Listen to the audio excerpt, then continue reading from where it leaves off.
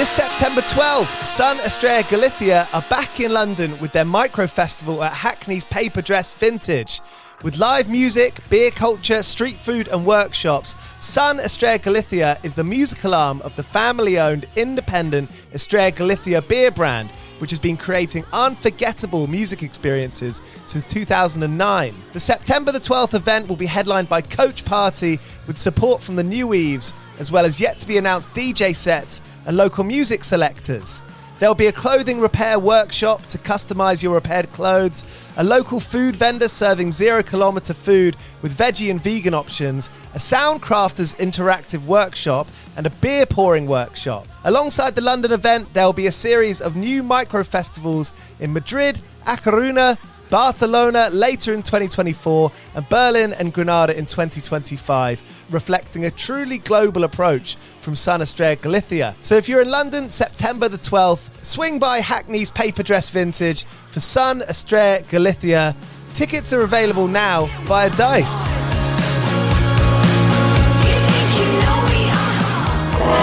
As an independent music podcast, 101 Part-Time Jobs highly recommends DistroKid as the best solution to putting out your own music online. You can join 1 million other artists from all across the world putting out their own music on Apple, Spotify, YouTube, and everywhere else across the DSPs where people are listening to your music. My dream as a kid was to run a small little label, and now with DistroKid, getting music out online is the easiest it ever has been, making 100% of your own royalties while paying a small annual fee. And that fee's even smaller as a 101 Part-Time Jobs listener. Head to distrokid.com/VIP/101pod to get 30% off your first year putting out your own music on DistroKid. Getting your own music out into the world has never been easier. Head to distrokid.com/VIP/101pod to get the best deal you can.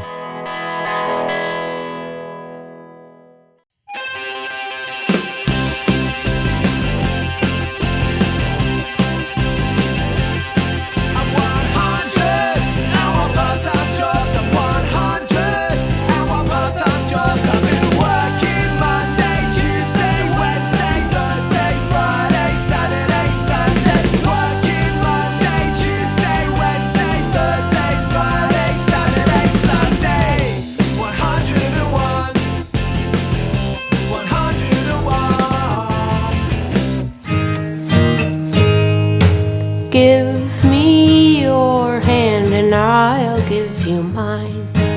Follow me in my body. Hey, welcome along to 101 Part-Time Jobs with me, Giles Bidder. It's where we hear from musicians and artists about everything they do that goes into their music. In 2024, we all know it's a pretty difficult time to be an artist. And on 101 Part-Time Jobs, this is where we hear stories of how people are making it happen. On today's episode, we hear from Joanna Sternberg, the New York native who's just released a new single called A Country Dance, which was written for the new film Between the Temples, starring Jason Schwartzman and Carol Kane. Joanna has just finished a run of dates in the UK, including End of the Road Festival, but tonight they're playing in Manchester at St Michael's Church. So if you're lucky enough to be around there, you've still got time to catch Joanna live on this UK run. Cheers for listening to 101 Part-Time Jobs. If you enjoy this episode, make sure you click subscribe. We put out 2 episodes at least every week with artists who we find interesting and exciting. Tomorrow we've got MJ Lenderman. So if you like indie rock and good music, good rock and roll, some folk, 101 Part-Time Jobs is for you. Coming up after the jump, we got Joanna Sternberg. 101 Part-Time Jobs. My dad was always so great at music, so of course I wanted to do it. But it was also kind of the only thing that I was able to do because everything else in comparison was so difficult for me. So it was kind of course it makes me happy, but it's also the only thing I really have. So it's kind of both. But luckily I also draw, which is really good for when music is not making me happy, which does happen, unfortunately. At school, did you realize quite early on, you were like, okay, school, this way of education, this mainstream education isn't really for me? Well, It was more that I have lots of learning disabilities, so I just failed everything. It was impossible for me, even if I went to tutoring, I would fail everything. I flunked everything. It was really disheartening and discouraging. And school was extremely difficult for me. I wonder if now, because people are talking about the way that we have learning differences and there is a range of learning abilities, people are kind of talking a bit more about it. Maybe it's just my perception, but I hear more about these kinds of different types of schools where they'll cater to what you're good at. That would have been great if I did that. It's a bit too late, isn't it? Yep. So you did it. You went through the years. Yeah, I went through the years. It was really difficult. So looking back on it, I just can't believe I made it out of that. Yeah. Do you remember the first couple of songs that you wrote, or the first couple of drawings, and it was like, yeah, there's something here? Maybe it was someone that said to you, oh, I really like this. I think growing up, I just would always write melodies and songs. I'd play piano and just start singing something and come up with different things. So that was always fun for me. And I always would draw ever since I was like 3. So it was just kind of a thing I would do every day. Both of those things, it's kind of how I coped with life, I guess. I didn't even start singing till I was 22. I went to college for double bass, and I was mainly a double bass player, side person, playing gigs with people and accompanying them. I played guitar too. I played a bunch of instruments, but I was not really a singer yet. So I just kind of did it all at once, the songwriting and the singing. Yeah. And did you get like a bit of software or like GarageBand shortly after that? Well, I had GarageBand. Sorry, it's really confusing the way all the questions, because I'm a little bit out of it today. I'm so sorry. No worries. Sorry, we're jumping around a bit. Me being slow. Of course. No problem. GarageBand I got in 7th grade, and I would make up silly joke songs and record and all the instruments and sing into it. I was always doing that. I guess like GarageBand or GarageBand, it's not too different to any other DAW software, right? I mean, you plug it in, you put channels in them. Well, I guess that's true. I mean, I have never tried to. Funnily enough, I never tried any other software just because I never did. I mean, GarageBand seemed so easy for me. Also, it was just fun. There was no product I had to make. I didn't post anything I made because it was 7th grade, 8th grade, 9th grade, 10th grade. And then at some point, I mean, was there a minute where, or like sort of a moment that you thought, oh, I could put this out online, with one kind of click, you could publish a song on SoundCloud or Bandcamp, and then all of a sudden, your music could be heard by someone in Japan or Australia?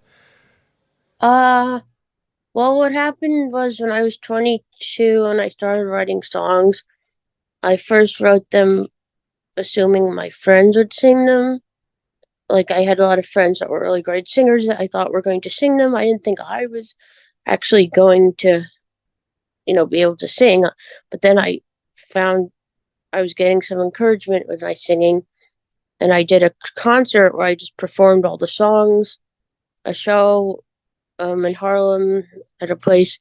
My friends all came, and after that, I got such a good reception from that I did record the songs and post them online, just because everyone was giving me such lovely, and I was very surprised, but everyone was being so nice about the feedback. Yeah, gave you a bit of confidence. Well, yeah, I mean, it just, before I didn't think any place would even have me play them. Quite quickly, were you speaking to people online who are hearing your songs? The way that people can kind of comment and share it, and if you're the artist, you can see it happening in real time. Not really quickly. It took a while, but that's okay. It took maybe 5 years, 6 years, but that's fine. It's normal.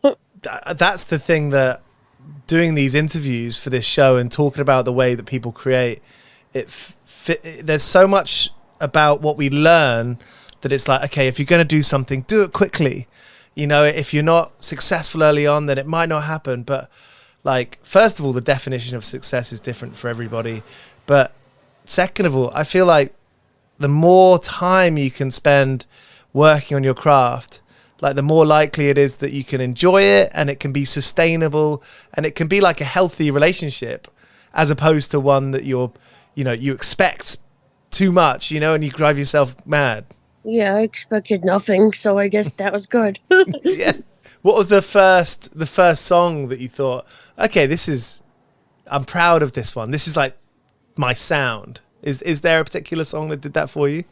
I actually have no real concept of that, because whenever I am proud of a song, nobody else likes it. I have no real way to gauge if my songs are listenable to other people. So that's kind of a confusing thing. I wish I was able to understand better. Yeah. I mean, it's something like a song like I've Got Me, right, which is such like a mission statement, or it's a feeling to set off the record. Thanks. That's like, to me, if I was listening to that song and I thought, if I wrote this, I'd be really fucking proud of it. Oh, thanks. I mean, I think the thing I was proud of more than, I can't really get, like, that's so nice of you to say that. I can't really tell that part, because to me it's all just like me being annoying. But what I can say is that I'm proud when I finish songs, because sometimes they're hard to finish, because sometimes there's a lot of different pieces, and sometimes it just takes me a while to come up with things I don't hate. Mm-hmm. So I guess in that sense, I'm proud of every song I finish, because I'm able to finish it. Because I have so many songs that I still haven't finished, and I'm still trying to finish, and I can't finish. Does that mean that when you, like, say if you've got a day and you're like, okay, I can write today, I don't have to do anything else, I can write, that's where like the fuel comes from? You know that you've got a few of these songs waiting to be written. Is that the kind of driving energy behind writing songs, or could it be something else? I mean that's always good, I guess, but I guess the driving energy for me is just, it's the only way I have to connect to the world. I can't really describe my emotions in any other way except for using songs. Yeah. Or a drawing. So I kind of need to do it. If I don't do it, I guess I'm just cut off completely from humanity.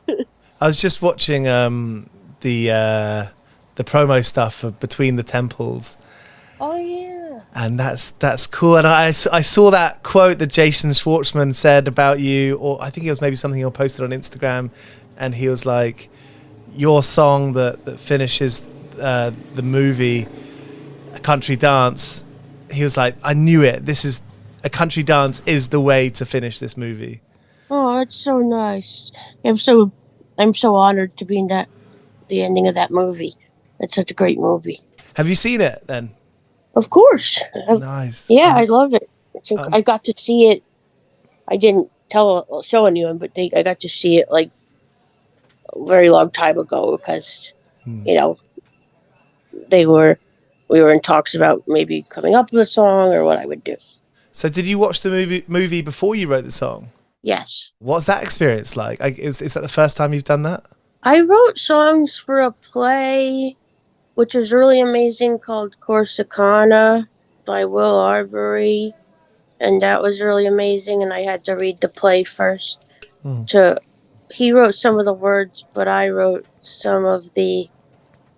wrote the melodies and a lot of the words, but he wrote some of the words too.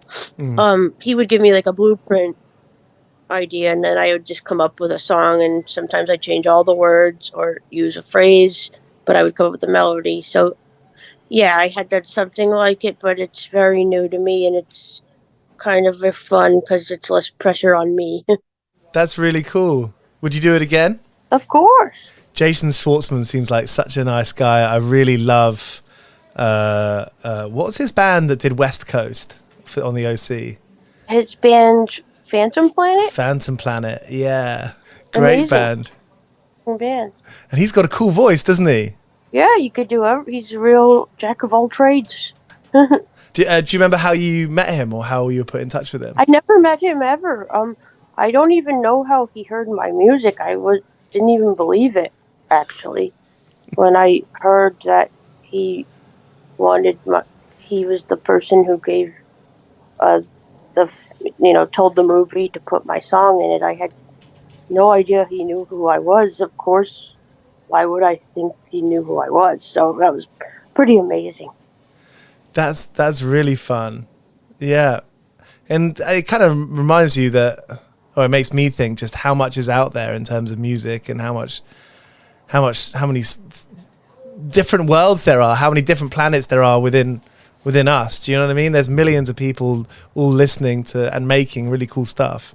Of course, yeah. Everybody has tons of hidden secret talents and talents they don't even know they have. When it came time to kind of leave, well, when you left school, what were kind of the options for you? What did you try and like work some like regular work, or what was your story there? Well, what happened was I was in high school playing. I went to like a music high school. I mean, I went to performing arts high school, which I was lucky to go to. Unfortunately, we still had to go to regular school too, but I did get to play music every day, which was really great. And then I went to a conservatory for music, but I would also play gigs around New York City. So I was working from the first, year of college. It was great because I was just playing music. I've always just done that. It was fine. Did you get into like the business side of it? Because I guess at some point, like, say if you got like a tour booking agent and it's like, okay, they take 20% of it. All of a sudden, you're like, okay, I'm gonna have to do some accounting here. How have you got into that side of being an artist and doing it yourself? I mean, I'm dyslexic and I have trouble with numbers, so unfortunately, I'm horrible at that. Do you have someone to help you, someone you can work with? Not really. I guess I gotta work on that. Yeah, get that Excel spreadsheet and get all the automated calculations. Yeah. Are you good traveling around by yourself when you're like getting the plane or the train? Do you enjoy traveling by yourself? I can travel by myself. I'm only really afraid of one thing, which is a bug I'm afraid of. Okay. So as long as I don't see that bug, if I do, like, that's really the truth. Funny, but it's true. That's yeah. We'll avoid the bug talk. Oh, thanks. Growing up in Manhattan, did you work any side hustles? Were you doing the milk round or the paper round? Or was there any kind of work you were doing when you were a kid?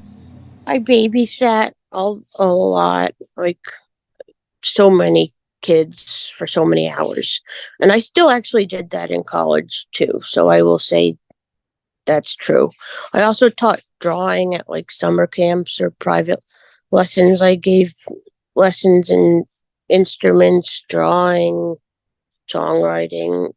I only was able to pursue music because my only thing I did, like, when I was out of college.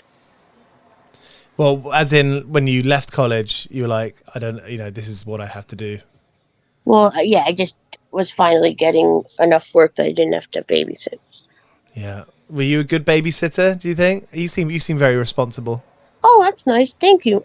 I think, well, I mean, what was I good? I mean, I had, like, I think the kids really liked me and they get upset if, like, I was the first choice babysitter for so many kids, but I was so bad at disciplining them. So I would be afraid if looking back on it, like, if, I don't know what, like, I wasn't able to be firm, like, yell at them or anything. And that could be dangerous if you can't, assert yourself with kids. And so looking back on it, I think that a little bit worries me that I wasn't able to. Well, it's okay. Kids are naughty. Kids are, if a kid, I get you don't want them to break an arm when you're there. Exactly. But kids do break arms at the same time. It happens. Lots of people don't grow up in the city but move to the city and try and find work and, a life there. You've grown up in the middle of Manhattan. Do you feel like, do you have your, you must not know anything else, but do you have that kind of area of town where you've got the cafe or you've got the shop and you know all the people that work at the shops and you're friendly with them and you just feel totally at home around your block? Right. I don't go out much, but even when I did go out, like I guess at the deli, I'll say hi to the people working at the deli.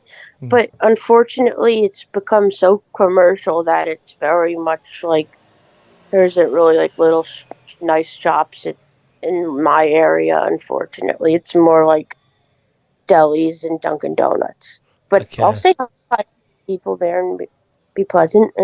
But it's not like it's not like I live in a high-rise building, and on my block there's another high-rise identical building. It's kind of a little village, so of course I know my neighbors and they know me, but there's still so many people in the building I've never spoken to, and even if I tried to speak to them, they might not want to speak to me.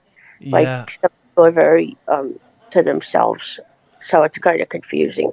Yeah, that's interesting. It kind of like a bit of like a jungle within a block of flats. Right. You don't want to piss off the wrong person. Exactly. Well, hey, Joanna, really great to chat with you. Thank you so much. I like to finish these chats asking about kind of the funniest mistake people have made at work. And I think lots of people like smash glasses or they accidentally break something and cause the company a lot of money in reparations. Have you ever had anything like that? Have you ever made a work mistake that at the time was painful, but looking back on it, it's quite funny? And I feel like I have so many of those I don't remember. It's just normal. That's just unfortunately how I'm very clumsy and I break everything and unfortunately I don't even know where to start with that question. Brilliant. Okay, well, speak to you soon and have a great trip. I'll see you over here. Thank you. Great to meet you and talk to you. So that was Joanna Sternberg here on 101 Part-Time Jobs. Thank you so much for being here. If you enjoyed that, make sure you click subscribe. We put out episodes every week with interesting, exciting artists, and we'd love to have you along for it. See you tomorrow with our episode with MJ Lenderman, who's about to put out one of 2024's most anticipated albums, Manning Fireworks.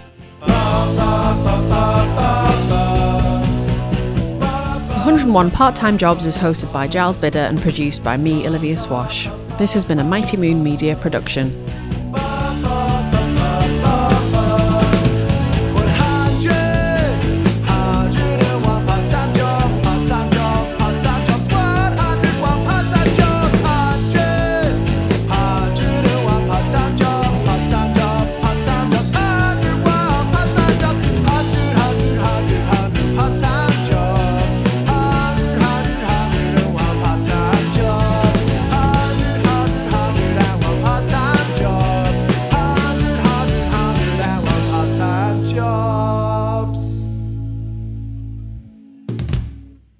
Want to earn some quick cash? Plato's Closet in West Ashley and North Charleston is stocking up on cute and cozy fall styles. We pay you on the spot for your gently used name brand clothes and accessories. Plus, while you're here, you can stock up on must-have looks for autumn. We're the go-to sustainable shopping spot for teens and young adults. So stop by Plato's Closet in West Ashley and North Charleston today and refresh your wardrobe. Plato's Closet, located in West Ashley on Sam Rittenberg Boulevard and North Charleston on Rivers Avenue.